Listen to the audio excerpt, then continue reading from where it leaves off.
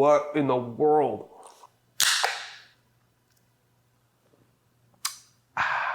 Hey everybody, welcome to Lord Saunders Smokehouse. I am Lord Saunders, and today we're taking on the beast, the brisket, and we're gonna do it Texas style.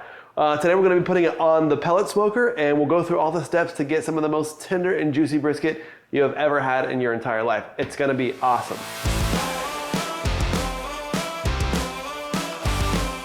All right, so what we have here is a 15.5 pound full packer prime beef brisket. Now packer just means it has both the point and the flat, and you can usually get just the flat in the stores on its own, but not really the point, at least what I've seen. And then it's prime beef. If you can get prime beef, I highly recommend you get prime. You're just gonna get so much more intramuscular marbling, and it's just gonna make for such a much more juicy and tender bite. The first step here is you wanna trim the brisket when it's as cold as possible. The reason being that the softer the fat is, the harder it is to trim. So we wanna go ahead and knock it out while it's cold as possible. Sometimes people will throw these in the freezer for a few minutes before they get carving, and I've done the same. So let's get to carving. And the first thing we wanna do here is take off this decal fat.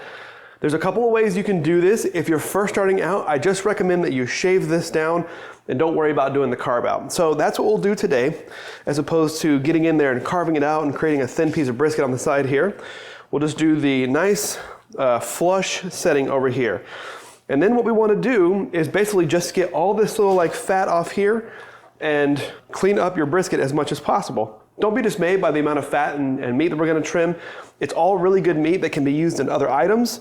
You can keep a lot of the stuff that we're gonna cut off and use it in things like chili or burgers or things like that. All right, so we're cutting a lot of this top fat off for several reasons. Number one, we want our seasoning to hit and penetrate the meat. Number two, we want to allow the smoke to penetrate the meat itself so that you're getting that nice, good, excellent flavor. And then you're going to want an aerodynamic shape. The more we can get that aerodynamic flow, the better the smoke hits that meat and is really good. You can trim as much or as little as you want, and I'm gonna probably come back to this in a little bit, but at the end of the day, I'm gonna trim this down and get rid of some of these hard edges. So again, since I wanna trim this when it's as cold as possible, I'm gonna flip over to the fat side. And we're gonna trim down the fat cap so that we have about 1/4 inch of fat on top. Now, the reason why we do that is for several reasons. Number one, we wanna leave fat on because fat is flavor. And number two, we only want about 1/4 inch because if you have more than that, it can get pretty fatty and then people end up cutting that off, and that's where your bark is. That's where your seasoning rub goes, and that's where the flavor is. So you don't want that to be cut off. You wanna leave some on.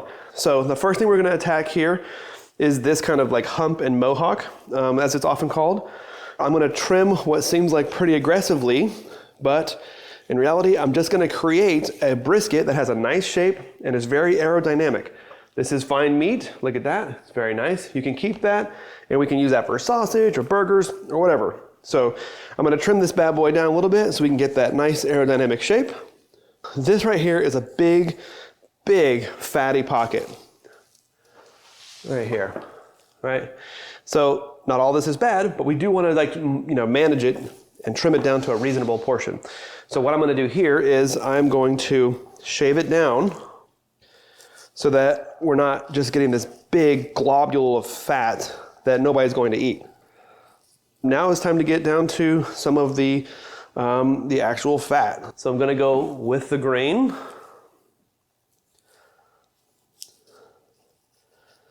Now, if you're not sure how much fat you've cut, you can do a little trick, and you can actually just cut into your fat. It will kind of glue itself back together, but if you're not sure how high you are and you don't wanna risk raising a piece of the brisket off, you can just do that. But you definitely want to trim it down, because otherwise, again, like I said, people are just not going to eat.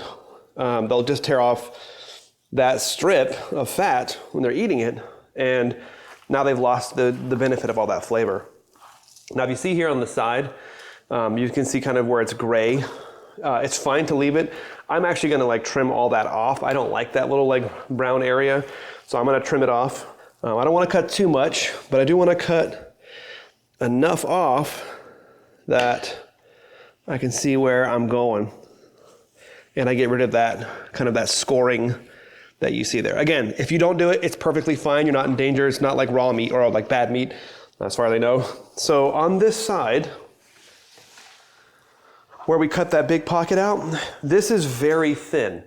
And when it's very thin like this, you have the risk of it curling up and just overcooking, possibly burning, all kinds of stuff, and I don't want that. We're gonna do what we call a block cut, and you're gonna basically make this what seems like a pretty aggressive cut through here in order to get the consistency of the brisket to be about the width of your thumb.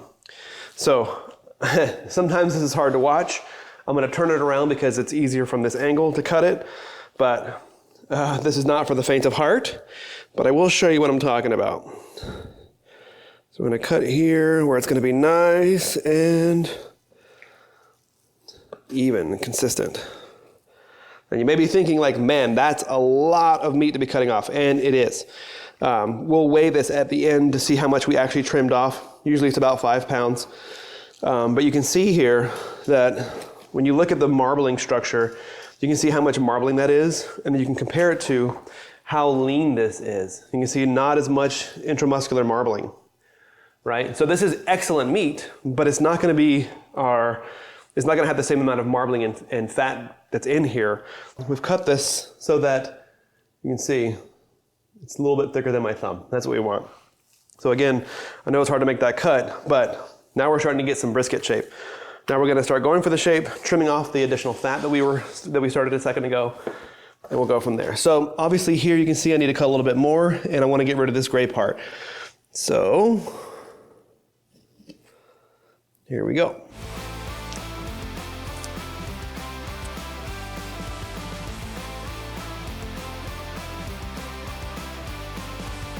Now, one thing in any brisket cook is you want to avoid hard edges. You want to try to trim these down a little bit. So you can see when I cut off that fat that I made a pretty sharp edge here. So I'm going to go through and I'm going to slice that down so that it is not a harsh, sharp edge. I'm going to go a little bit backwards here because the angle.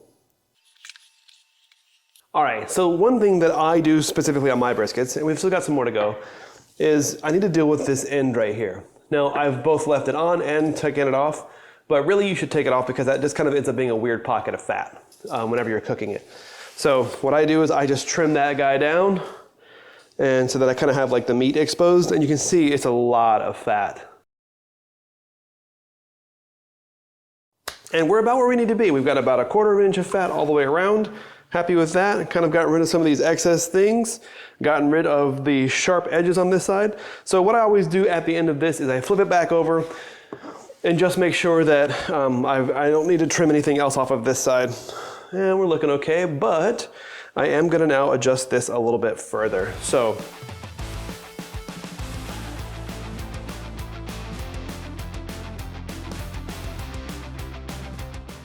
all right, we're looking pretty good. I could trim off a little bit more if I wanted to, but this is gonna be fine also. Like I said, trim as much as you want, don't, whatever. Sometimes I will leave this and it's always fine. I just wanted to get the big parts of it down.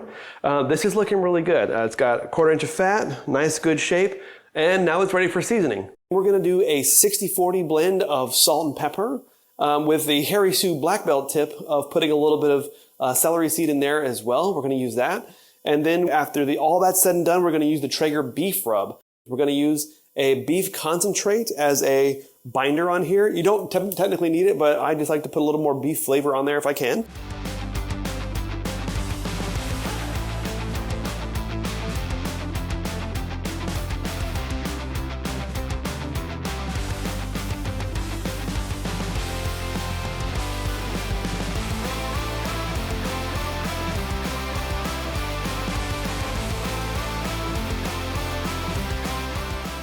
All right, so it's been about 4 hours at 225 degrees. I did check the bark at about 3 hours, but it wasn't quite established, so I left it on for another hour. Now I know we're gonna need to spray and kind of rehydrate the meat a little bit, and I went ahead and bumped it up to 250 before I forget. So let's check it out, and let's get a good look at how it's doing after 4 hours. All right, that's looking great. You can see that smoke tube has done its job, it's almost out. This is looking and feeling nice. That fat is starting to render. Oh yeah, this is gonna be awesome. So let's go ahead and spray it down. Now I'm just spraying to rehydrate the meat a little bit, and I'm using beef broth to do so. we want to spray basically just like the meat. We don't want to get the fat. We want the fat we don't want to cool down the fat. We want that to render and continue to render without being cooled down. So, all right, that's looking really good. I'll probably check this every 30 to 45 minutes and I'll spray it again. It's not necessarily critical, but I like to do it. And we'll check it again in about 30, 45 minutes. So, we'll see you soon. All right, it's been about 7.5 hours. So we're gonna be looking for fat render and internal temp as our check. We'll see if it's gotten through the stall, if we're in the stall. We'll kind of see where we're at. Haven't done any temperature probing yet, so we'll see. And I've got the absolute cheapest gloves right now because I inadvertently left my good ones out in the sun and it melted. Which is ironic, kind of, if you think about it. But I'm gonna turn over the brisket. I'm gonna check the fat render, do some temp testing, and see what our next step is going to be.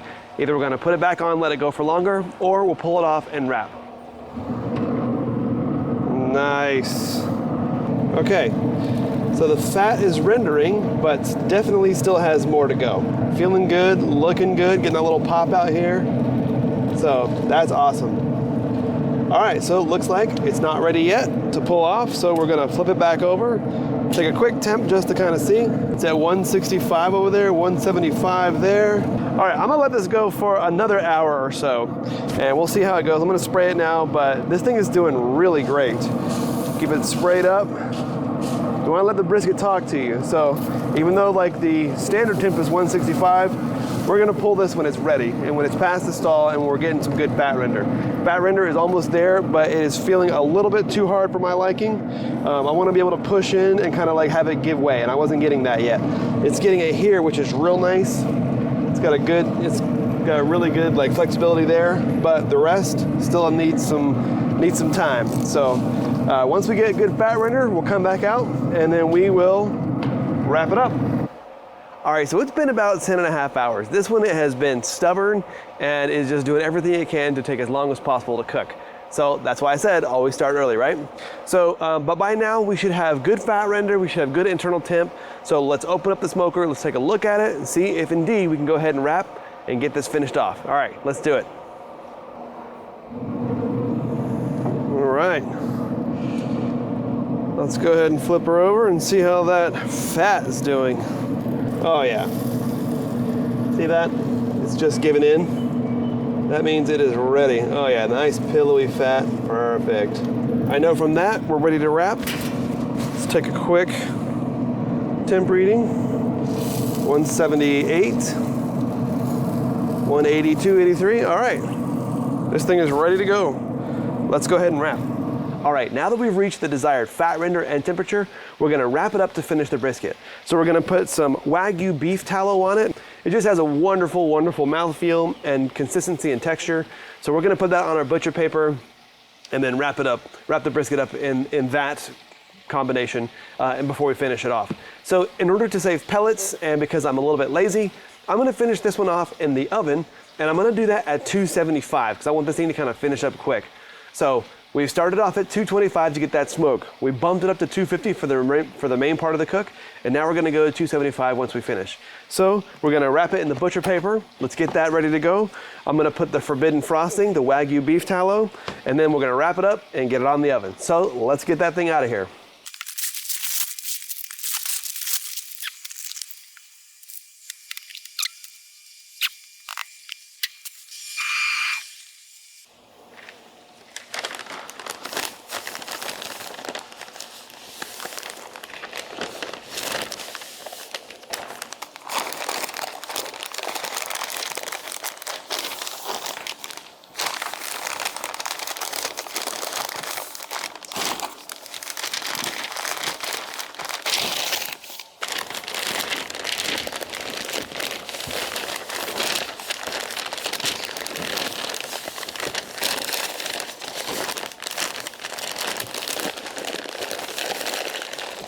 All right, let's get this inside, put it in the oven, save the pellets. You can put it back on there, no problem at all.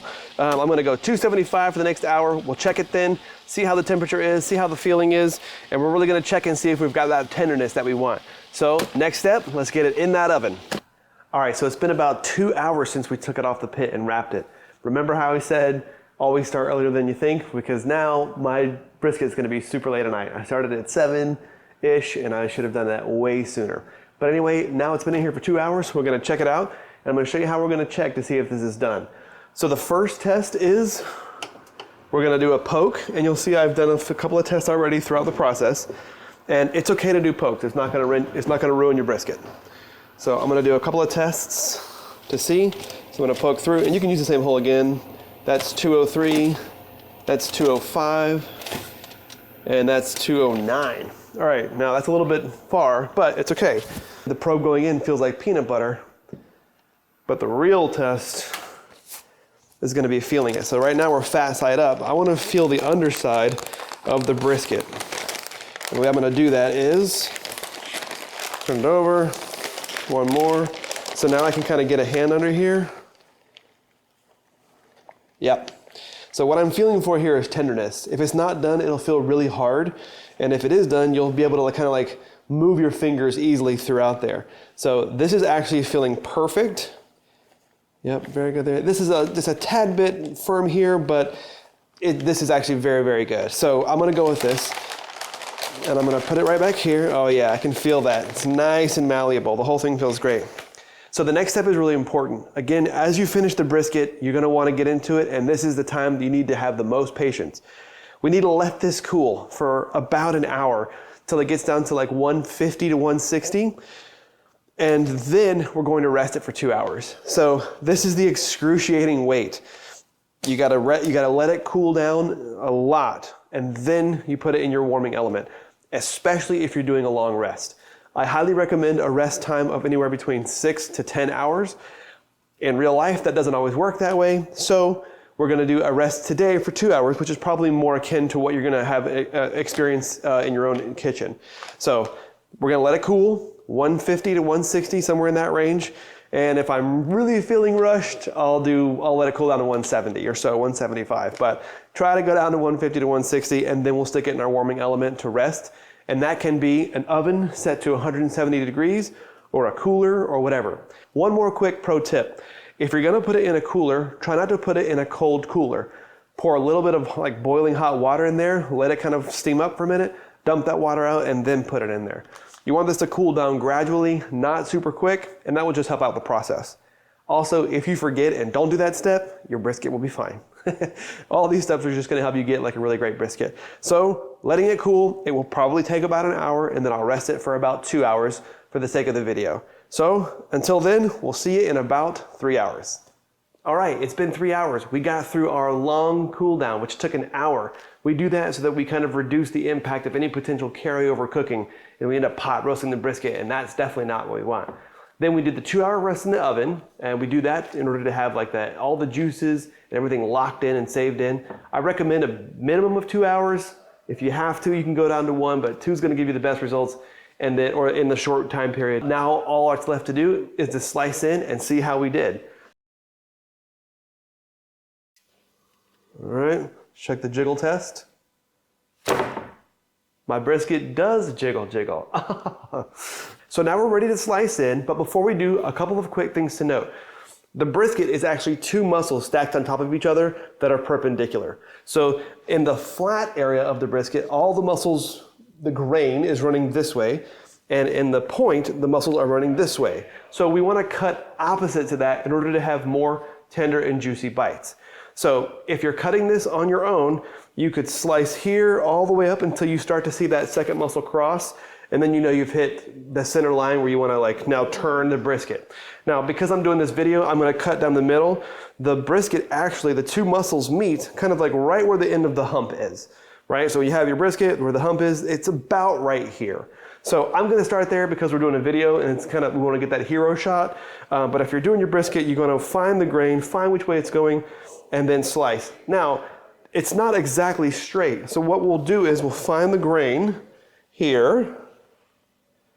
See which way it's running? And then we're gonna kind of like fan out into like slices. Now our slices, we wanna make them about the size of a pencil. That way it's a nice, even, consistent piece of brisket. If it's too tough, you can make them very thin. If it's too overdone and it's falling apart, make your slices a little thicker. So that'll kind of save you and be able to put a slice on the plate. So for today, I'm gonna go ahead and cut it down the middle, and then I'll fan it the way that I was just talking about. So let's go ahead and cut into this brisket and see what we got. See how our efforts paid off for the day.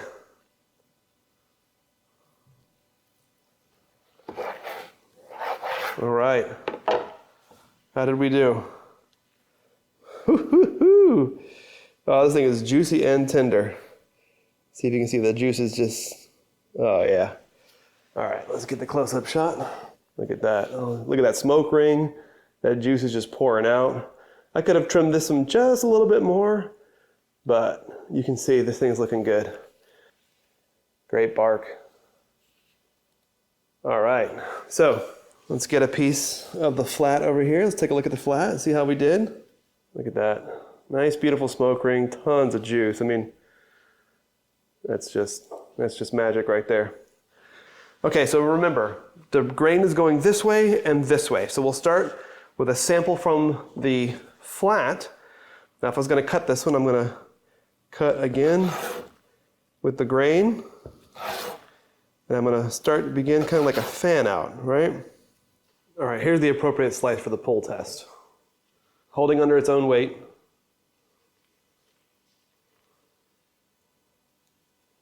And just enough give. This thing is so tender, but not too tender.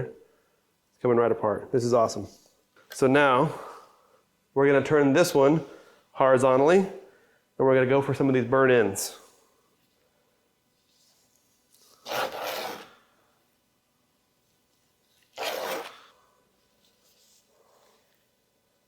Look at that. Man, that thing is nice. Cut that a little thin, but that's all right. That's barbecue. I cannot stress this enough, that in barbecue, someone has to test and make sure this is not poisoned, right? So I will do that. I will save everyone to make sure this is not poisoned. I'll take the first sacrificial bite. Let's give it a shot. Oh man. Yes. When you get prime beef, there's just something about the way that it melts in your mouth when you've properly rendered that fat.